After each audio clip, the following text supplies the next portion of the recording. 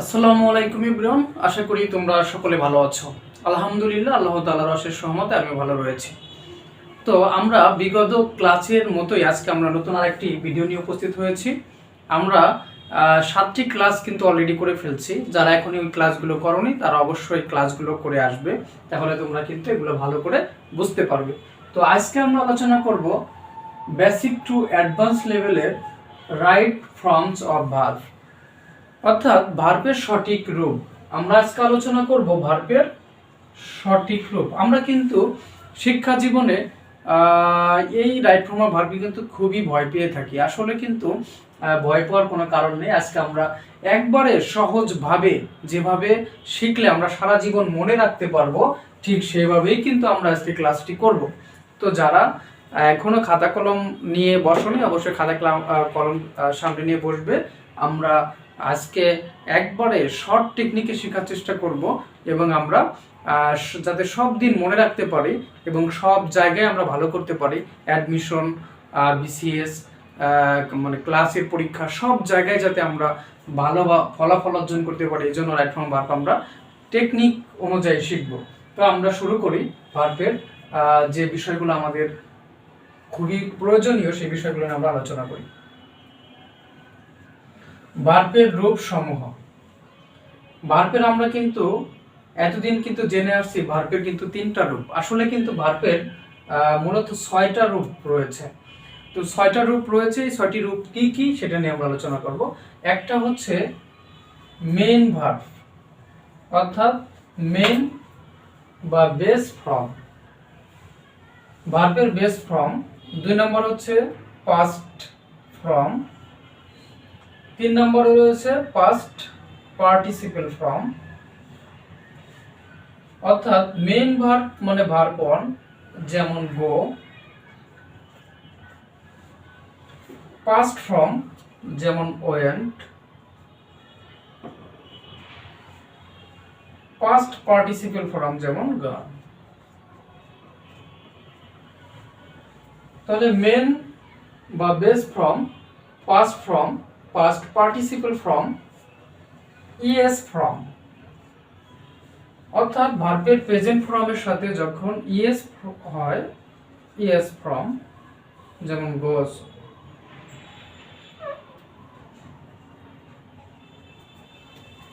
Viewers, এরপরে দেখব আমরা যেমন হি গোস। আমরা কিন্তু যদি থার্ড পারসন সিঙ্গুলার নাম্বার থাকে প্রেজেন্ট ইনডিফিনিট টেন্সে কিন্তু ভার্বের সাথে এস বাই এস হয়। এই অনুযায়ী এখানে ইএস ফর্ম আমরা এটা ইএস ফর্ম দেব। এরপর হচ্ছে জিরান্ট ফর্ম, অর্থাৎ ভার্বের সাথে আইএনজি ফর্ম হতে পারে। জিরান্ট হলে ভার্বের সাথে আইএনজি হয়, অর্থাৎ ভার্বের সাথে আইএনজি হলে সেটা জিরান্ট হয়, এটা আমরা কিন্তু জানি। এরপর হচ্ছে ইনফিনিট ভার্ব। ইনফিনিট ভার্ব হচ্ছে টু এর পরে যে ভার্ব বসে ভার্বের বেস ফর্ম হয়, যেমন to go.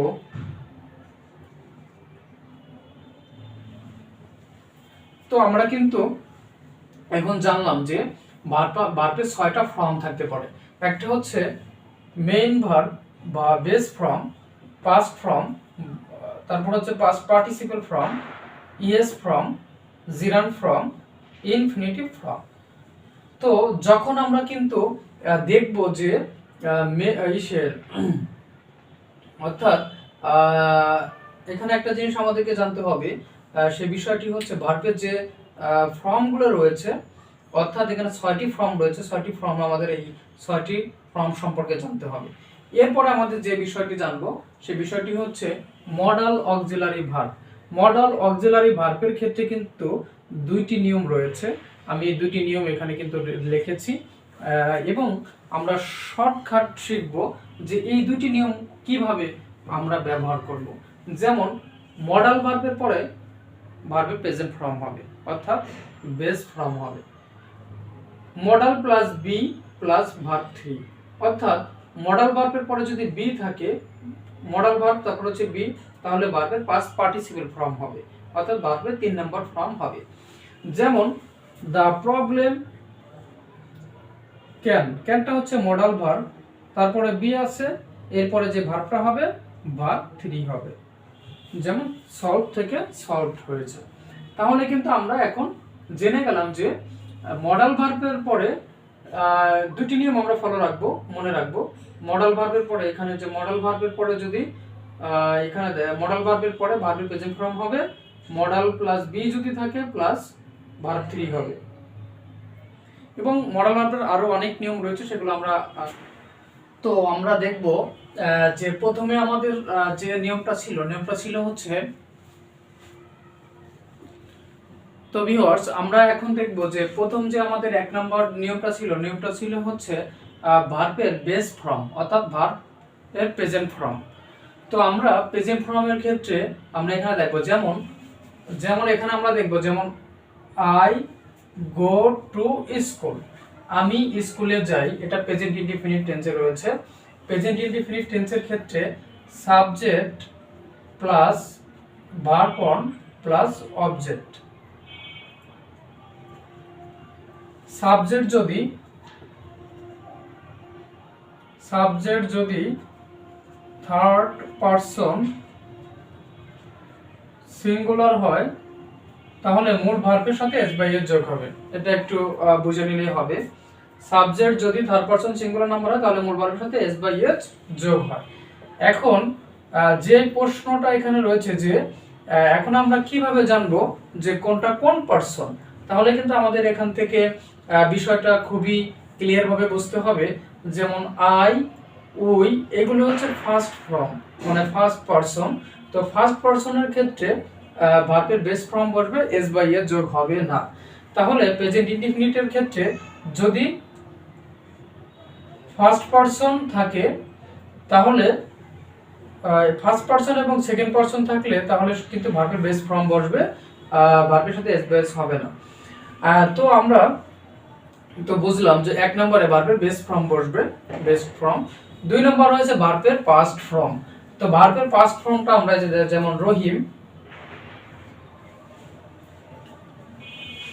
Rahim road a letter. তো রহিম চিঠি লিখেছিল, তাহলে এখানে রহিম চিঠি লিখেছিল, তো এই যে ভার্বের টু অর্থাৎ ভার্বের পাস্ট ফর্ম। এরপর হচ্ছে রহিম হ্যাজ গান টু স্কুল, রহিম স্কুলে এসেছে বা গিয়েছে, রহিম স্কুলে গিয়েছে। তাহলে রহিম হ্যাজ গান টু স্কুল। তাহলে আমরা এখানে এই যে ভার্বের পাস্ট পার্টিসিপেল ফর্ম রয়েছে।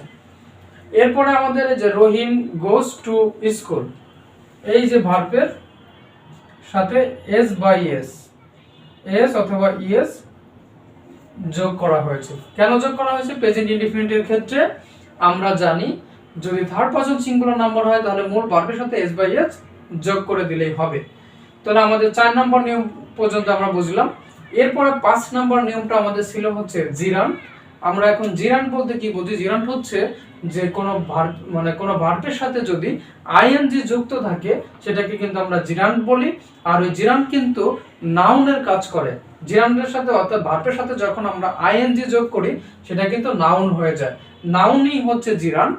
এখন কিন্তু আমরা সহজেই বুঝে গেলাম যে যদি ভার্বের সাথে আইএনজি যোগ করা হয় আর সেটা যদি নাউন হিসেবে কাজ করে তাহলে কিন্তু সেটা অবশ্যই জিরান্ট হয়ে যাবে।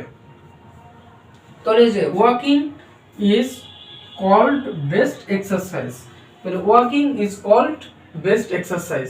এখানে এই যে ভার্বের সাথে আইএনজি রয়েছে, যেমন WALK ওয়াক মানে হাঁটা, এর সাথে যখন আমরা আইএনজি যোগ করেছি তাহলে এটা কিন্তু জিরান্ট হয়ে গেছে।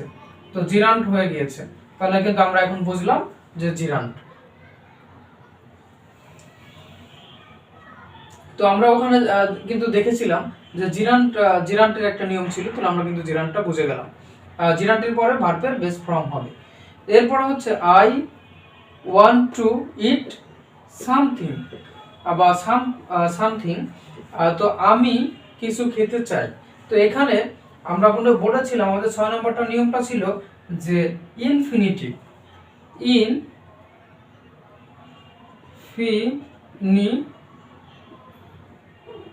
Infinite verb.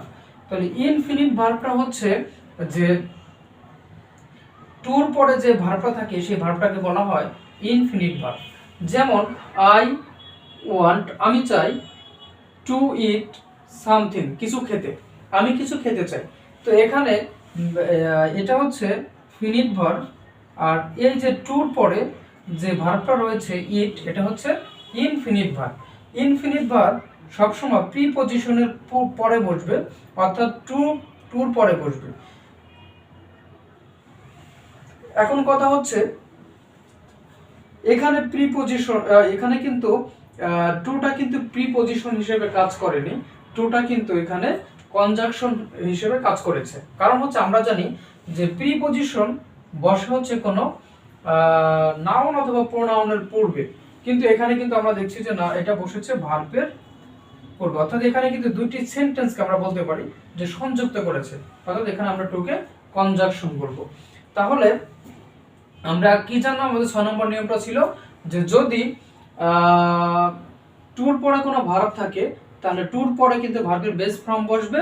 টুর পরে ভার্বের বেস ফর্ম বসলে আমরা কিন্তু এখানে বুঝতে পারতেছি যে এটা হচ্ছে ইনফিনিট ভার্ব, যেহেতু ভার্বের বেস ফর্ম বসছে। তাহলে কিন্তু আমরা এখন মোটামুটি ভাবে আমরা কিন্তু এই 6টা নিয়ম যদি ভালো করে মনে রাখি তাহলে কিন্তু রাইট ফর্ম অফ ভার্বের ব্যবহার কিন্তু 80% হয়ে যাবে। আর বাকি যে 20% রয়েছে সেটা হচ্ছে কিছু সেন্টেন্সের অর্থ বুঝতে হবে, তাহলে কিন্তু আমরা আরো ভালো করে এখানে কিন্তু প্রিপারেশন নিতে পারবো। তো আমরা কিন্তু আজকে রাইট ফর্ম ভার্বের উপরে মোটামুটি যে বিষয়গুলো বোঝাইলাম, আশা করি তোমরা সকলে বুঝতে পারছো। তো আমাদের প্রথম যে নিয়মটা সেটা কিন্তু এখানে প্রেজেন্ট ইনডিফিনিট টেন্সের ব্যবহার করা হয়েছে, পরেরটা হচ্ছে পাস্ট ইনডিফিনিট টেন্স, তারপরে হচ্ছে প্রেজেন্ট পারফেক্ট টেন্সের ব্যবহার করা হয়েছে, এরপরে কিন্তু এখানে প্রেজেন্ট ইনডিফিনিট টেন্স, এরপরে এটা রয়েছে হচ্ছে প্যাসিভ ফর্মে রয়েছে, যেমন walking is called best exercise. এই যে ওয়াকিং এটা হচ্ছে জিরান্ট।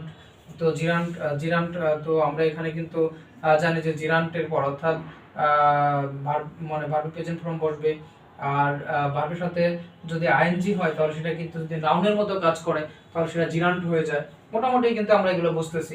এরপর হচ্ছে I want to it something. এখানে টুর পরে যে ভার্বটা বসেছে, টুর পরে যে ভার্বটা বসে এটা হচ্ছে ইনফিনিট ভার্ব, অর্থাৎ টুর পরে যে ভার্বটা বসে ভার্বটা অবশ্যই বেস ফর্মে বসবে বা প্রেজেন্ট ফর্মে বসবে। তো এই পর্যন্তই শেষ। আজকে আমরা কিন্তু রাইট ফর্ম ভার্ব নিয়ে আলোচনা করলাম। তো রাইট ফর্ম ভার্ব কিন্তু আসলে খুবই সহজ, এই বিষয়গুলো যদি আমরা খুঁটিনাটি জানি। তো আশা করি তোমরা মানে গেস করতে পেরেছো। তো তোমাদের অসংখ্য ধন্যবাদ আমার সাথে থাকার জন্য, তো পুরো ক্লাসটা করার জন্য। তো যারা এখনো চ্যানেলটিকে সাবস্ক্রাইব করে না অবশ্যই চ্যানেলটিকে সাবস্ক্রাইব করে দিবে। তোমাদেরকে অসংখ্য ধন্যবাদ।